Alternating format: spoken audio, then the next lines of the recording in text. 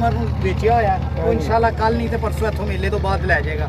ਇਸ ਟਰੈਕਟਰ ਨੂੰ ਅਸੀਂ ਇੱਥੋਂ ਹੀ ਡਿਲੀਵਰੀ ਦੇ ਦੇਣੀ ਹੈ ਇਨਸ਼ਾਅੱਲਾ। ਉਹ ਕੋਈ ਬੈਂਕ ਦੇ ਡਾਕੂਮੈਂਟ ਹੈ ਉਹ ਦੇਗਾ ਤੇ ਬਾਕੀ ਅੱਲਾ ਦੇ ਫਜ਼ਲੋ ਕਰਮ ਨਾਲ ਕੰਪਨੀ ਨੇ ਤਿਆਰ ਕੀਤਾ ਹੈ 290 ਬਿਹਤਰੀਨ ਹੈ। ਇਹਦੇ ਵਿੱਚ ਰੀਟਰ ਜਿਹੜਾ ਹੈ ਉਹ ਵੱਡਾ ਲੱਗਾ ਹੈ 385 ਵਾਲਾ ਲੱਗਾ ਹੈ। ਇਹਦੇ ਵਿੱਚ special oil cooler double cooling ਵਾਸਤੇ ਜਿਹੜਾ ਇਹਦਾ ਦੇਖੋ ਹੁਣ ਕਿੰਨਾ ਕੁ ਚੱਲਿਆ ਤੁਸੀਂ ਆ ਹੱਥ ਲਾ ਕੇ ਦੇਖੋ ਦੋਨੋਂ ਪੈਪਾਂ ਦੇ ਟੈਂਪਰੇਚਰ 'ਚ ਸਿਰਫ ਥੋੜਾ ਜਿਹਾ ਚੱਲਣ ਨਾਲ ਵੀ ਡਿਫਰੈਂਸ ਤੁਹਾਨੂੰ ਮਹਿਸੂਸ ਹੋਏਗਾ।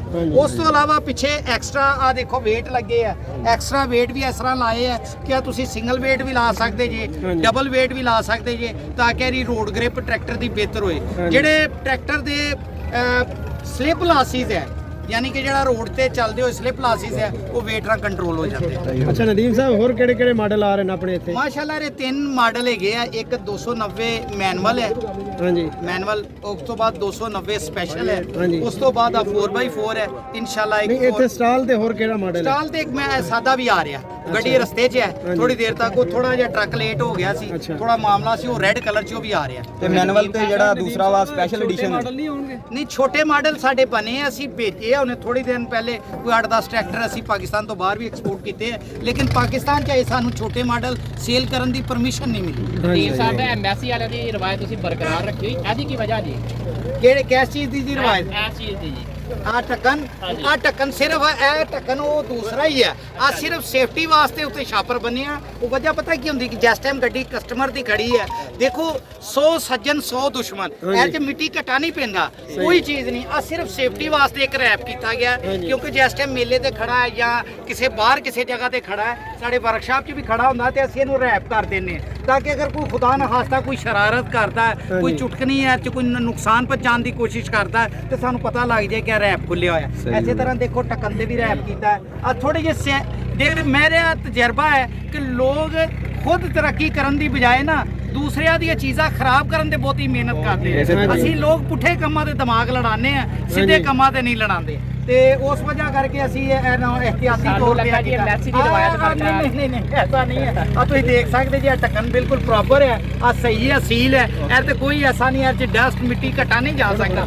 ਉਹ ਇਹ ਸੇਫਟੀ ਵਾਸਤੇ ਉੱਤੇ ਰੈਪ ਕੀਤਾ ਗਿਆ। ਅੱਛਾ ਨਦੀਮ ਸਾਹਿਬ ATS ਦਾ ਕੋਈ ਸਪੈਸ਼ਲ ਐਡੀਸ਼ਨ ਤੇ ਜਿਹੜਾ ਵਾ ਮੈਨੂਅਲ ਉਹਦੇ ਵਿੱਚ ਫਰਕ ਕੀ ਹੈ, ਡਿਫਰੈਂਸ ਕੀ ਹੈ? ਮੈਨੂਅਲ ਜਿਹੜਾ ਟਰੈਕਟਰ ਹੈ ਉਹ ਮੈਨੂਅਲ ਸਟੀਅਰਿੰਗ ਹੈ, ਜਿਸ ਤਰ੍ਹਾਂ 260 ਮੈਨੂਅਲ ਆਮ ਹੈਗਾ ਸੀ, ਜਿਵੇਂ ਤੁਹਾਡਾ ਸਪੈਸ਼ਲ ਹੈਗਾ ਸੀ ਉਹਦੇ ਵਿੱਚ ਸਟੀਅਰਿੰਗ ਲੱਗਾ ਹੁੰਦਾ ਹੈ। ਇਹਦੇ ਵਿੱਚ ਜਿਹੜਾ ਸਪੈਸ਼ਲ ਦੇ ਵਿੱਚ ਪਾਵਰ ਸਟੀਅਰਿੰਗ ਹੈ, ਪਾਵਰ ਜੈਕ ਲੱਗਾ ਹੈ, ਯੂਨਿਟ ਲੱਗਾ ਹੈ, ਪੰਪ ਲੱਗਾ ਹੈ। ਆਹ ਚੀਜ਼ ਹੈ। ਨਦੀਮ ਸਾਹਿਬ ਇਹਨੂੰ ਚਲਾ ਕੇ ਵੀ ਦਿਖਾਉਂਗੇ ਇੱਥੇ ਕਿ ਵੈਸੇ ਹੀ ਨਹੀਂ ਸਿਰਫ ਦਿਖਾਉਣ ਵਾਸਤੇ, ਸਿਰਫ ਦੇਖੋ ਜਿਹੜਾ ਬੰਦਾ ਟਰੈਕਟਰ ਖਰੀਦਦਾ ਹੈ ਹੁਣ ਦੇਖੋ ਤੇ ਫੈਸਲਾਬਾਦ 'ਚ ਸਾਡਾ ਕੋਈ ਡੀਲਰ ਨਹੀਂ, ਮੁਲਕ ਦੇ ਸਾਰੇ ਬੇਸ਼ੁਮਾਰ ਸ਼ਹਿਰ ਹੈਗੇ ਆ ਉੱਥੇ ਡੀਲਰ ਨਹੀਂ ਹੈਗੇ, ਲੇਕਿਨ ਅਸੀਂ ਹੁਣ ਫੈਸਲਾਬਾਦੋਂ ਲੋਕ ਟਰੈਕਟਰ ਦੇਖਣ ਜਾਂਦੇ ਆ, ਸਮੁੰਦਰੀਓ ਦੇਖਣ ਜਾਂਦੇ ਆ, 15,000 ਰੁਪਏ ਦਾ ਪੈਟਰੋਲ ਭਰ ਕੇ ਜਾਂਦੇ ਆ।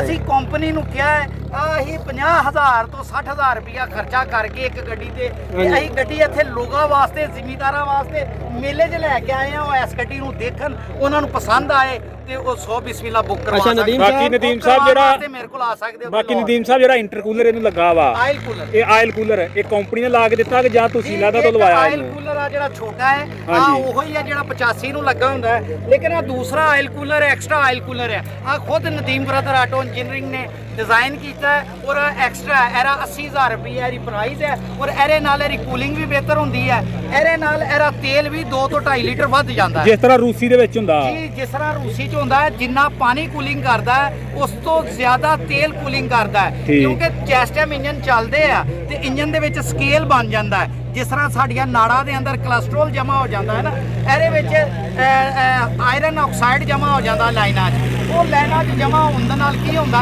ਉਹਦੀ ਕੂਲਿੰਗ ਘਟ ਜਾਂਦੀ ਹੈ, ਲੇਕਿਨ ਤੇਲ 'ਚ ਕੋਈ ਚੀਜ਼ ਨਹੀਂ ਜੰਮਦੀ। ਉਹ ਇਸ ਕਰਕੇ ਤੇਲ ਡਾਇਰੈਕਟ ਪਿਸਟਨ ਨੂੰ ਲੱਗਦਾ, ਉਹਦੀ ਕੂਲਿੰਗ ਬਿਹਤਰ ਹੁੰਦੀ ਹੈ। ਇਹ ਤੇਲ ਇਹਨੂੰ ਠੰਡਾ ਵੀ ਕਰਦਾ ਹੈ, ਤੇਲ ਦੀ ਲਾਈਫ ਵੀ ਵੱਧਦੀ ਹੈ। ਜਿਹੜਾ ਤੇਲ ਗੱਡੀਆਂ ਗਰਮ ਹੋ ਕੇ ਤੇਲ ਘਟਾਉਂਦੀ ਹੈ ਉਹ ਇਸ ਕੂਲਰ ਨਾਲ ਹੋਰ ਵੀ ਕੰਟਰੋਲ ਕੀਤਾ ਜਾਂਦਾ। ਅੱਛਾ ਨਦੀਮ ਸਾਹਿਬ ਇੱਕ ਤੁਹਾਡੇ ਜਿਹੜੇ ਟਰੈਕਟਰ ਦੀ ਫਿਨਿਸ਼ਿੰਗ ਆ ਦੂਸਰੀਆਂ ਕੰਪਨੀਆਂ ਦੇ ਮੁਕਾਬਲੇ ਬਹੁਤ ਅੱਛੀ ਆ ਔਰ ਪੇਂਟ ਕੁਆਲਿਟੀ ਕਿੰਨਾ ਤੁਹਾਡਾ ਕਿੰਨਾ ਕੁ ਖਰਚਾ ਵੱਧ ਜਾਂਦਾ ਜਿਹਨਾਂ ਤੁਸੀਂ ਜ਼ਿਮੀਦਾਰ ਨੂੰ ਅੱਛਾ ਮਿਆਰ ਦੇ ਰਹੇ ਹੋ? ਸਰ ਜੀ ਇੰਨੀ ਕੋਈ ਖਰਚਾ ਨਹੀਂ ਵੱਧਦਾ, ਠੀਕ ਹੈ, ਕੋਈ ਖਰਚਾ ਨਹੀਂ ਜੇ ਵੱਧਦਾ, ਐਵੇਂ ਬਸ ਦਿਲ ਨੂੰ ਸਮਝਾਉਣ ਵਾਲੀਆਂ ਗੱਲਾਂ ਸਿਰਫ ਔਰ ਔਰ ਸਿਰਫ ਮੇਰਾ ਖਿਆਲ ਹੈ ਇੱਕ ਗੱਡੀ ਤੇ 5 ਤੋਂ 10,000 ਰੁਪਏ ਦੀ ਮਿਹਨਤ ਵੱਧ ਹੁੰਦੀ ਹੈ ਸਹੀ ਹੋ ਗਿਆ ਅਗਰ ਅੱਛੀ ਪੇਂਟ ਕੁਆਲਿਟੀ ਦੇਣੀ ਹੈ। ਨਦੀਮ ਸਾਹਿਬ ATS ਦਾ ਕੋਈ ਮਾਡਲ ਇੱਥੇ ਕੰਪੀਟੀਸ਼ਨ ਵਿੱਚ ਵੀ ਸ਼ਿਰਕਤ ਕਰੇਗਾ ਜਾਂ ਨਹੀਂ? ਦੇਖੋ ਜੀ ਅਸੀਂ ਕੰਪੀਟੀਸ਼ਨ ਮੈਂ ਅੱਜ ਤੱਕ ਨਹੀਂ ਕਰਾਇਆ। ਹਾਂਜੀ। ਲੋਕ ਜਿਹੜੇ ਟਰੈਕਟਰ ਲੈ ਕੇ ਜਾਂਦੇ ਆ ਉਹ ਖੁਦ ਹੀ ਕਰਵਾਉਂਦੇ ਆ। ਹਾਂਜੀ। ਮੈਂ ਕਿ ਕਿਸੇ ਕੰਪੀਟੀਸ਼ਨ ਦੇ ਹੱਕ 'ਚ ਨਹੀਂ ਹੈ, ਹਾਂਜੀ। ਲੇਕਿਨ ਲੋਕ ਆਪਣੇ ਸ਼ੌਕ ਪੂਰੇ ਕਰਦੇ ਆ। ਇੱਥੇ ਵੀ ਹੁਣ ਇੰਨੇ ਲੋਕ ਆਏ ਆ ਉਹ ਆਪਣੇ ਸ਼ੌਕ ਪੂਰੇ ਕਰਦੇ ਪਏ ਆ। ਹਾਂਜੀ। ਲੇਕਿਨ ਅਗਰ ਕੋਈ ਬੰਦਾ ਕਸਟਮਰ ਲੈ ਕੇ ਕਰੇ ਤਾਂ ਹਾਂਜੀ। ਅਸੀਂ ਤੇ ਸਿਰਫ ਔਰ ਸਿਰਫ ਲੋਕਾਂ ਨੂੰ ਦਿਖਾਉਣ ਵਾਸਤੇ ਲਿਆਏ।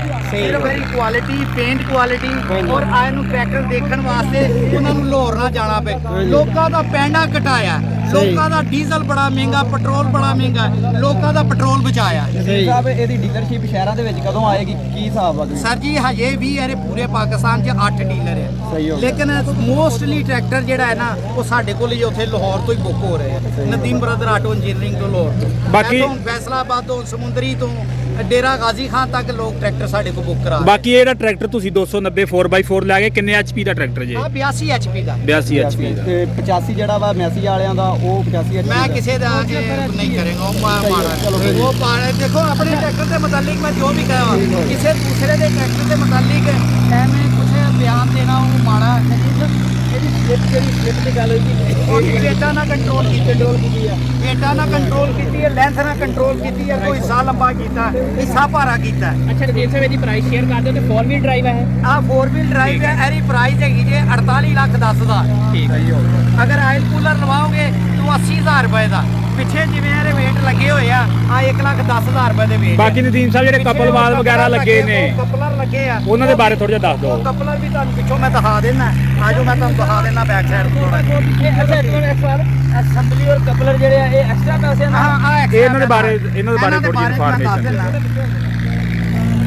ਆ ਦੇਖੋ ਨਾ ਥੋੜਾ ਜਿਹਾ ਦਾਇਰਾ ਵੱਡਾ, ਥੋੜਾ ਜਿਹਾ ਦਾਇਰਾ ਖੁੱਲਾ ਕਰ ਲਓ ਤਾਂ ਕਿ ਸਾਰੇ ਕੈਮਰੇ ਵਾਲੇ ਆ ਜਾਣ। ਆ ਦੇਖੋ ਨਾ ਆ ਜਿਹੜੇ ਕਪਲਰ ਲੱਗੇ ਆ ਬੜੀ ਅੱਛੀ ਕੁਆਲਿਟੀ ਦੇ ਕਪਲਰ ਲਾਏ ਆ। ਇੰਪੋਰਟਡ ਕਪਲਰ ਹੈ, ਇੰਪੋਰਟਡ ਪੈਪ ਹੈ, ਇੰਪੋਰਟਡ ਬੈਂਡ ਹੈ। ਸਿਰਫ ਇੱਕ ਪਤਰੀ ਜਿਹੜੀ ਹੈ ਨਾ ਆ ਸਾਡੀ ਲੋਕਲ ਬਣੀ ਹੈ ਤੇ ਉਹ ਅਸੈਂਬਲੀ ਲੋਕਲ ਹੈ। ਬਾਕੀ ਹਰ ਚੀਜ਼ ਇਹ 'ਚ ਵਲੈਤੀ ਲਾਈ ਗਈ ਹੈ ਔਰ ਆ ਕੰਪਲੀਟ ਸੈੱਟ ਹੈ। ਤੁਸੀਂ ਪੈਪਾਂ ਨੂੰ ਫੜ ਕੇ ਤੁਸੀਂ ਇਹਨੂੰ ਜਿੰਨਾ ਮਰਜ਼ੀ ਜ਼ੋਰ ਨਾਲ ਖਿੱਚੋ, ਐਰ ਭਾਵੇਂ ਤੁਸੀਂ ਐਸਾ ਕੋਈ ਬੱਕਰੀ ਵੀ ਬੰਨ ਲਓ, ਚੱਲਾ ਦੇ ਹੁਕਮ ਨਾਲ ਬਰਾਕਟ ਟੁੱਟੇਗਾ। ਇਹ ਕੰਪਨੀ ਦੇ ਰਹੀ ਹੈ ਕਿ ਜਾਂ ਨਦੀਮ ਬ੍ਰਦਰ ਲਹਿਦਾ ਤੋਂ ਲਾ ਕੇ ਦੇ ਰਿਹਾ?